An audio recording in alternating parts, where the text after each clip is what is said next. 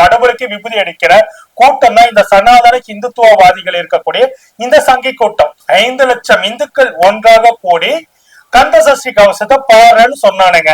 கந்த சஷ்டி கவசத்தை இவனுங்க பாட கிடையாது, ரெக்கார்டு போட்டுட்டு டப்பிங்ல வாய்ஸ் கொடுத்திருக்கிறானுங்க.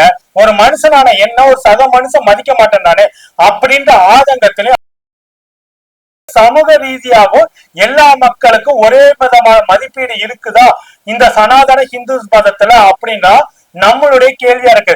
கிராமத்துல இருக்கக்கூடிய ஒரு பஞ்சாயத்து ஆபீஸ்ல ஒரு பியூனா இருக்கக்கூடிய ஒரு பார்ப்பனனுக்கும் இந்த நாட்டினுடைய உச்சபட்ச அரசியல் அதிகாரத்தில் இருக்கக்கூடிய குடியரசுத் தலைவர் பொறுப்புல இருக்கக்கூடிய அம்மா திரௌபதி முர்மு அவர்களுக்கும் ஒரே விதமான சமூக மதிப்பீடு, ஒரே மாதிரியான மரியாதை காஞ்சி சங்கர மடத்தில் கிடைக்குமா?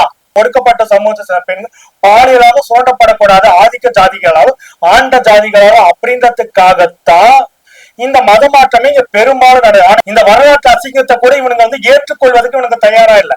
அதனால பாத்தீங்கன்னா கொஞ்சம் கூட கூச்ச நாச்சம் இல்லாம மதம் மாறி ரொட்டி துண்டுக்காக மதம் மாறாங்க பச்சையா போய் சொல்லிட்டு இருக்காங்க. கவுடு கண்ணடிகன் அண்ணாமலைக்கு சொல்றது என்னன்னாக்கா, உன்னுடைய இந்த சனாதன உருட்டு எல்லாம் போயிட்டு உத்தரப்பிரதேச குஜராத்ல போய் உருட்டினாக்கா தாங்கும். இந்த சனாதன ஹிந்து மதம் கடவுள்களே பாகுபடுத்தி தான் வச்சிருக்குது.